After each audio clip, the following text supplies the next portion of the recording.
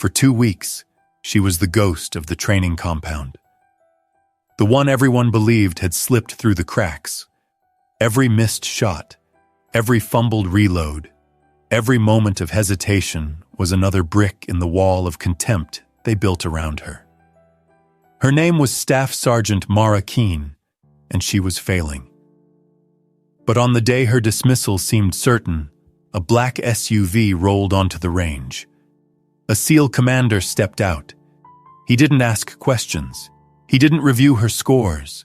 He just gave a single, sharp order. 3 words she hadn't heard in years. But before we reveal what those words were, drop a comment telling us where in the world you're watching from and hit subscribe. Because what happened next turned the worst performer in the class into the one person no one would ever underestimate again. To understand how she reached that breaking point on the range, we have to go back 2 weeks, to the moment her boots first touched the cracked asphalt of the Mojave. The transport van's brakes squealed against the desert heat as it rolled to a stop outside the Advanced Combat Training Facility. Staff Sergeant Mara Keane stepped down onto cracked asphalt, her left leg taking the impact with a slight hitch she'd learned to disguise as careful movement. Mid-30s, unremarkable in every way the Army had taught her to be. Plain fatigues, dark hair pulled back in a regulation bun so tight it looked severe. The only thing that stood out were her eyes. Dark brown, constantly moving, cataloging exits and angles without seeming to try. Staff Sergeant Keane, reporting for Class Bravo 12. The admin sergeant slid a keycard across the counter. Second floor, room 214. Don't be late for briefings. These instructors don't care what you did before you got here. The barracks smelled like industrial disinfectant and 30 years of boots. Mara claimed a bunk in the far corner. Last row, clear view of the entrance. Back to the wall. Old habits from places where sleeping in the wrong spot could get you killed. At evening chow, she sat alone near the windows, her tray organized with military precision. 3 tables over, a group of younger soldiers were discussing scores loud enough for half the room to hear. Lieutenant Markham had the kind of easy confidence that came from never being truly tested. Perfect uniform, perfect posture, perfect teeth. The 3 nodding along were cut from similar cloth. Peters, skinny and nervous. Torres, built like a gym poster. Miller, sharp-eyed and sharper-tongued. Some people get here because they can still do the job, Markham was saying. Others get here because someone feels sorry for them. When Mara walked past their table, the conversation died. Torres muttered something that made the others chuckle. She didn't react, but she filed their faces away for later reference. The way you memorize terrain before moving through it. The rifle qualification range stretched out under a desert sky, target silhouettes wavering at 200 meters. This should have been easy shooting for anyone with advanced training. Mara's first shot went wide. The reload that should have been automatic fumbled, her fingers angling the magazine wrong. Precious seconds bled away, while everyone else was already back to shooting. When time was called, her target looked like someone learning to shoot, not someone who'd been doing it professionally for over a decade. "Keane," the instructor said, not hiding his disappointment. "You're going to need to do better than that." Behind her, Markham's voice carried. "Guess some people's qualification records don't transfer. Wonder what else doesn't transfer." Peters snickered. Torres cracked his knuckles. Miller just smiled, that sharp little smile that cut without drawing blood. Mara kept walking. The urban combat course was a maze of shipping containers and plywood, built to simulate the close-quarters fighting that had defined 2 decades of war. Moving through it should have been like breathing for someone with Mara's experience, but when her turn came, Everything that should have been automatic felt forced, artificial. She stacked up outside the first door, weapon ready. The instructor gave the signal. She moved, but not fast enough. The paper target inside had time to kill the cardboard hostage before she could engage. A buzzer sounded. Red light. Failure. Keane, remember that hesitation kills people, the instructor yelled. She tried to push through the next door faster, but her angles were wrong. Muzzle too high, then too low. 2 more teammates were marked as casualties. The sound of airsoft rounds snapping past her head made her shoulders tense. For just a moment, she wasn't in a plywood room in the Nevada desert. She was somewhere else entirely, somewhere darker where the bullets weren't simulated. Keane, a voice cut through the memory. You still with us? She blinked, finished the run. But the damage was done. Her score was near the bottom for everyone to see. Back in the staging area, Markham made sure his voice carried. That was painful to watch, seriously painful. Someone's going to get hurt if she keeps freezing up like that. Maybe she should try a different line of work, Miller added. Something safer, like accounting. Torres flexed his shoulders. I don't know what she did before this, but it sure wasn't combat. Peters laughed, high and nervous. Maybe she was a cook or something, rear echelon stuff. Mara finished cleaning her weapon in silence, checked her gear, and walked out. But Master Chief Rains was watching.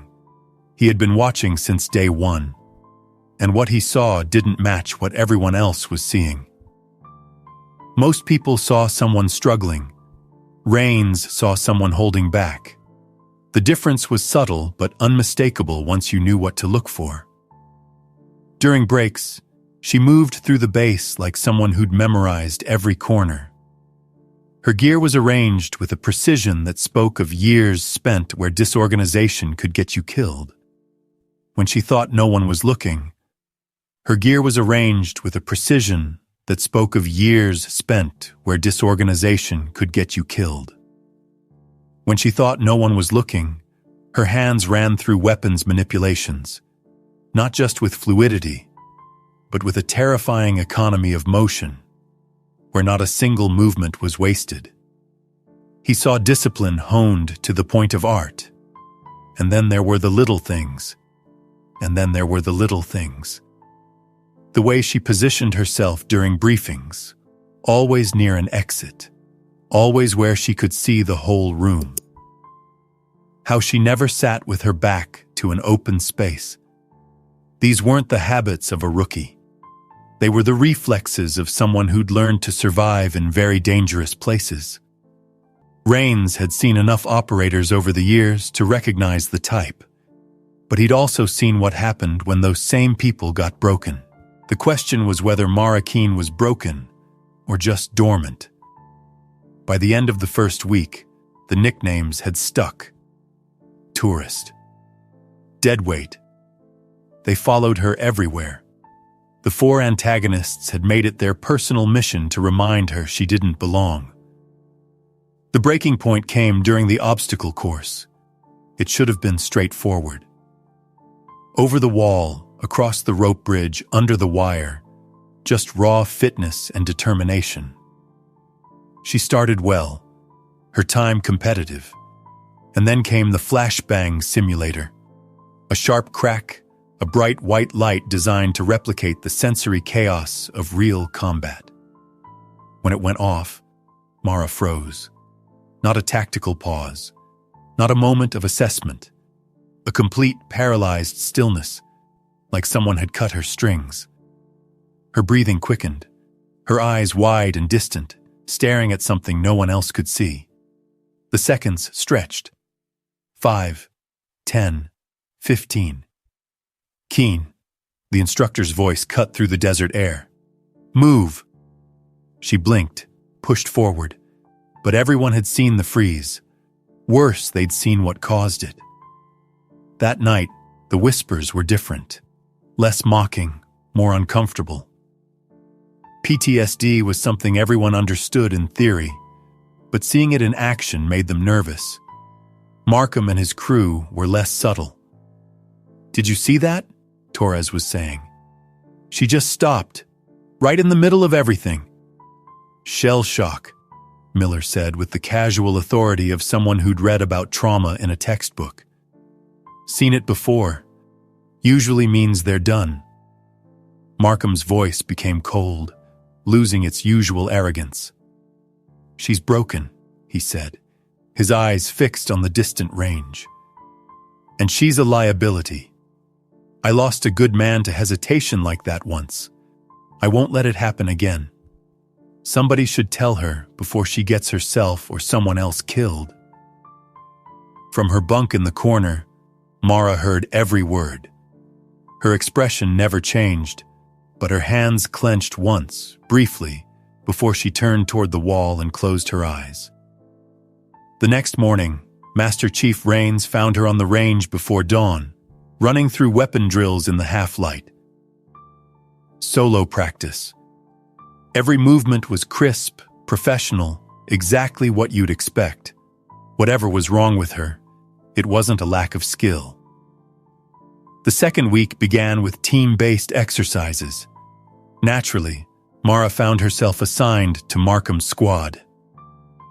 "Outstanding," he said, his voice dripping with false enthusiasm. "Just what we needed." The exercise was a multi-building urban assault. It went badly from the start. On the first breach, Mara's hesitation got Peters a simulated hit. "Thanks a lot, deadweight," he said loud enough for everyone to hear. "Keane, stay in the back," Markham ordered. "We'll handle the dangerous stuff." She didn't argue. She just followed orders, even when they made no tactical sense. By the third building, her hesitations had cost them 2 more casualties. The instructors weren't even trying to hide their disappointment. "Squad 4 is done," one of them radioed to the evaluation center. No point continuing. The administrative wheels were already turning. After 2 weeks of consistently poor performance, Mara Keane was officially labeled as unlikely to meet core standards.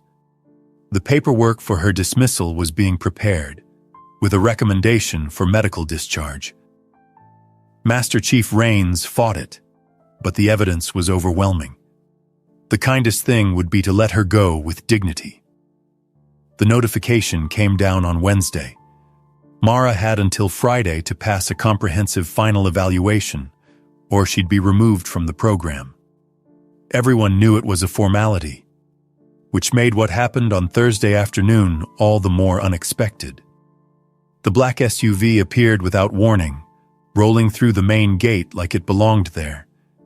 Tinted windows, government plates, the kind of vehicle that meant someone important was paying attention.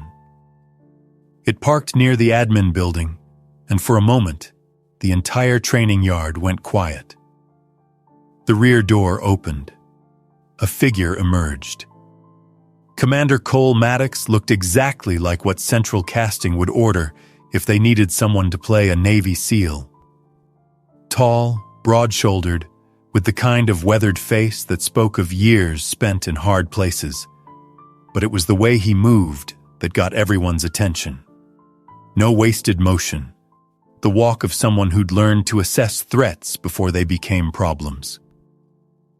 He headed straight for Master Chief Rains. "Chief Rains," Maddox's voice carried the quiet authority of someone used to being obeyed. "I'm Commander Maddox. I understand you have Staff Sergeant Mara Keane in your program." "Yes, sir," Rains replied. "May I ask?" "I'd like to observe her next evaluation." "Sir, she's scheduled for dismissal. Her performance has been—" Maddox held up a hand. "I'm not here to challenge your assessment, Chief. I just want to see her run one more course." Across the yard, Mara had gone completely still. She was standing by the weapons rack, ostensibly checking her rifle, but her attention was entirely focused on the conversation happening 50 meters away. Markham and his crew had clustered together, whispering. "Look at her," Miller noted. "She knows him." Rains was explaining the situation to Maddox, his voice low. "She's been struggling with the high-stress scenarios. Hesitation, freezing up. The board's already made its decision." Maddox nodded thoughtfully. "What if I told you she wasn't struggling?" he asked. "What if I told you she was holding back?" "Sir?" Rains was confused. "Give her one more run, Chief," Maddox insisted. "Let me stand on the line. When I give her the word, you'll see what she's really capable of." Rains considered this. Protocol said he should refuse, but something in Maddox's tone suggested this wasn't really a request. "What kind of word are we talking about, sir?" Maddox's mouth ticked in what might have been a smile. "Just 2 words, Chief. That's all it'll take." The afternoon sun was brutal, turning the training complex into an oven. Mara's squad assembled for their final evaluation. The scenario was straightforward. Urban hostage rescue, multiple buildings, unknown hostiles, 30-minute time limit. It was the same type of exercise Mara had been failing consistently. Commander Maddox positioned himself just inside the perimeter fence, hands clasped behind his back, watching with an intensity that missed nothing. Master Chief Rains stood nearby, equally curious. When the squad moved out, Mara fell into her usual pattern almost immediately. Careful entries, excessive caution, hesitation. "Here we go again." Markham's voice crackled over the comms. "Try to keep up this time, tourist." They breached the first building and immediately ran into problems. Mara's slow entry allowed a hostile actor to kill Peters. The buzzer sounded. Red lights flashed. "Damn it, Keane!" Torres shouted. "Move like you mean it!" From the observation area, it looked like the same story playing out again. But Maddox was watching something else entirely. He was tracking her positioning, noting the micro-decisions she made. To his trained eye, her hesitations weren't random. They followed a pattern that spoke of deeper programming. They entered the second building, a narrow structure designed for close-quarters fighting. The kind of environment where split-second decisions meant everything. Mara moved to the rear, checking corners that had already been cleared, tracking angles that weren't immediately relevant. To her squad mates, it looked like incompetence. To Maddox, it looked like someone whose training ran deeper than anyone realized. They were halfway through the building when he stepped forward, his voice cutting through the comm chatter and weapons fire, like a blade through silk. "Keane, ghost knife, execute." The transformation was immediate and absolute. 1 second, Mara was the hesitant soldier. The next, she was something else entirely. Something dangerous, precise, and utterly in control. Her rifle snapped up to her shoulder as she flowed past Markham, already acquiring targets that hadn't even appeared yet. When the first hostile popped up in a doorway, she was ready. A controlled pair center mass before the target could even finish its mechanical movement. "What the hell?" Torres started to say, but she was already moving to the next room. Her movement through the building was like watching water flow downhill, natural, inevitable. The sharp crack of her rifle was the only music she heard, the recoil against her shoulder a familiar, steady rhythm. She didn't clear corners so much as she anticipated them, her weapon tracking to the right angle before the threat even materialized. The scent of cordite in the air wasn't the smell of war. It was the smell of freedom. The technical precision was stunning. Rifle transfers from strong to weak shoulder to navigate tight corners. Tactical reloads performed without breaking stride. Target transitions so smooth they looked choreographed. This was someone who understood violence at a fundamental level, who could read the geometry of a firefight and position herself exactly where she needed to be before anyone else even knew the fight was happening. Markham and his crew found themselves scrambling to keep up, following in her wake as she systematically dismantled every challenge the course could present. The 30-minute time limit became a 10-minute execution. When they reached the hostage room, the final test that had stumped dozens of squads, Mara didn't even pause. She read the geometry in an instant, identified the hostile positions, calculated the angles, and moved. 2 targets down before anyone could react. Hostage secured. Room cleared. The buzzer sounded, but this time it was the success tone, the sound that meant mission accomplished.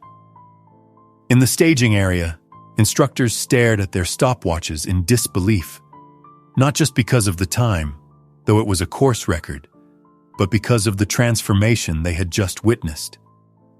Markham pulled off his helmet, still breathing hard, eyes wide with confusion and something that might have been fear. What the hell was that? How did you? Mara was already safing her weapon, her expression calm and professional. The dangerous creature who'd just dominated the course was gone, replaced by the quiet woman who'd been failing for 2 weeks. What was what? She asked mildly. But everyone had seen it. The sudden competence, the impossible skill. Whatever had just happened, it wasn't random. It was training. The kind of training most people never even knew existed. Commander Maddox approached the staging area with the same measured pace. "Chief," he said to Rains, "I think we need to have a conversation about Staff Sergeant Keane's record." The debriefing room was small and windowless, designed for conversations that needed to stay private.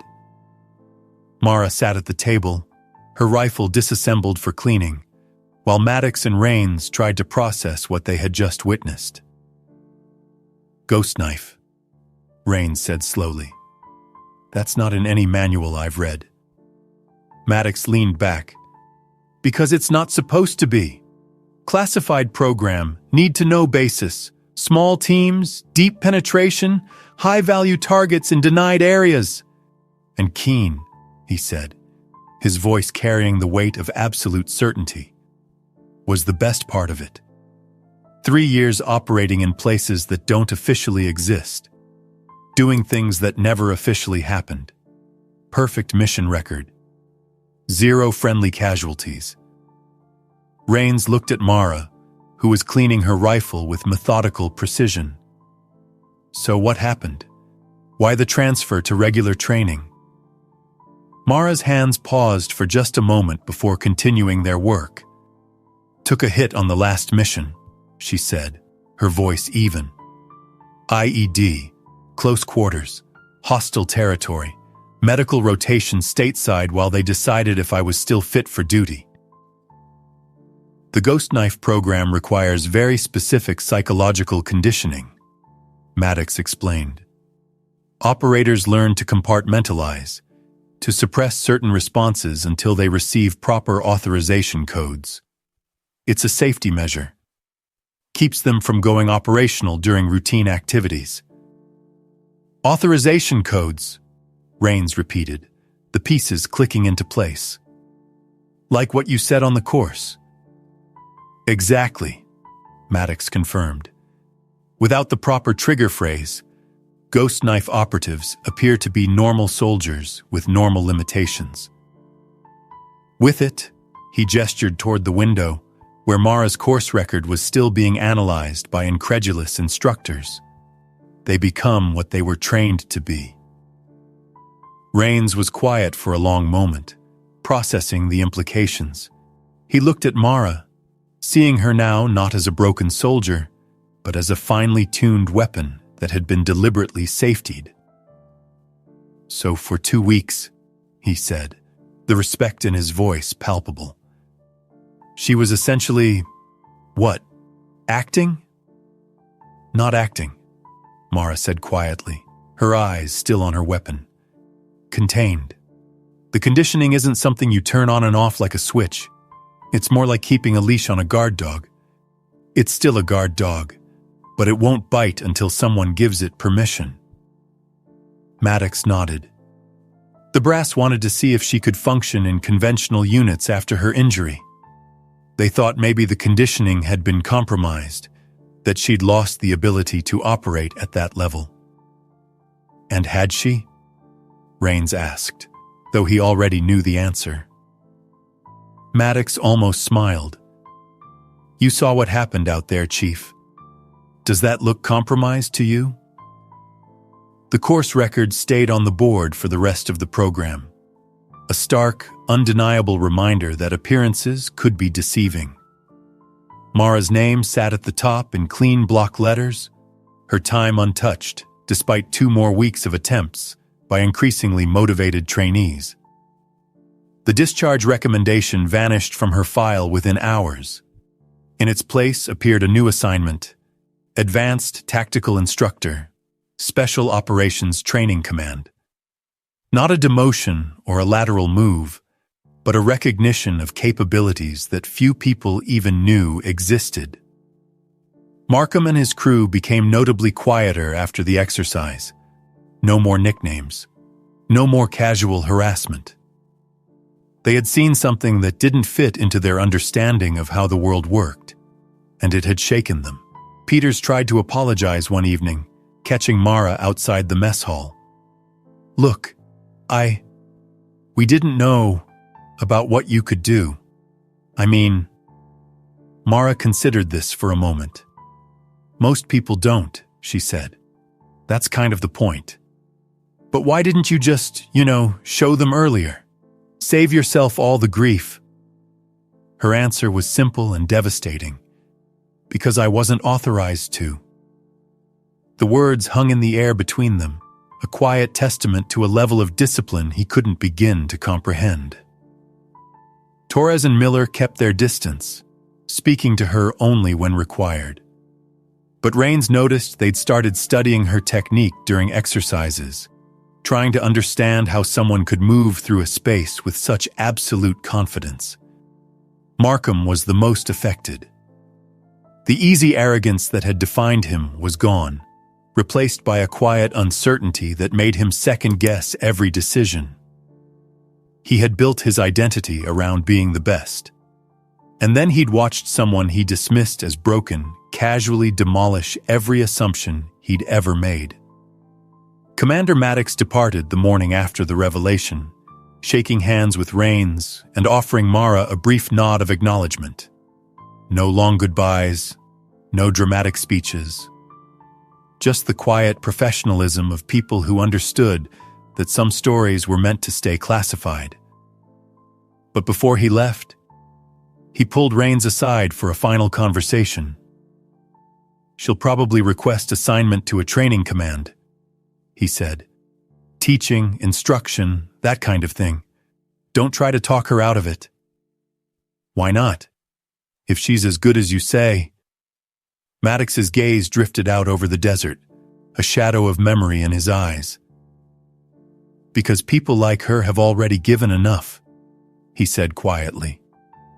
They've spent years in places most of us can't imagine, doing things most of us couldn't handle.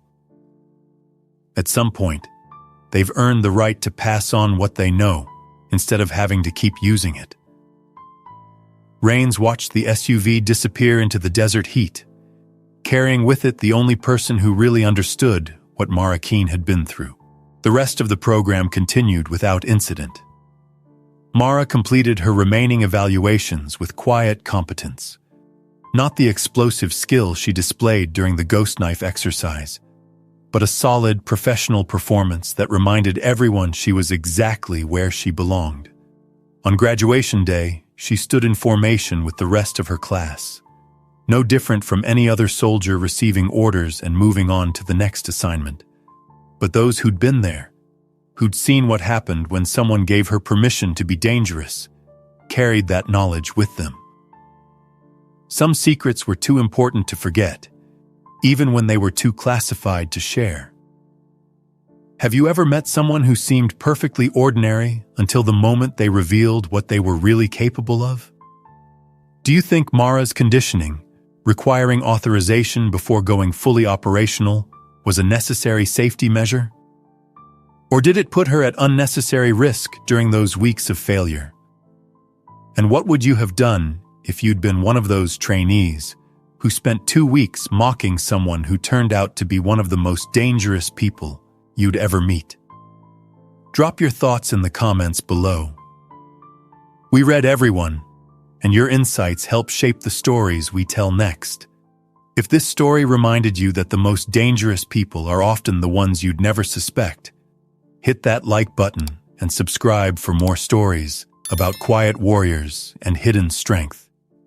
Share this with anyone who's ever been underestimated, and anyone who knows that sometimes the most impressive battles are the ones nobody else can see.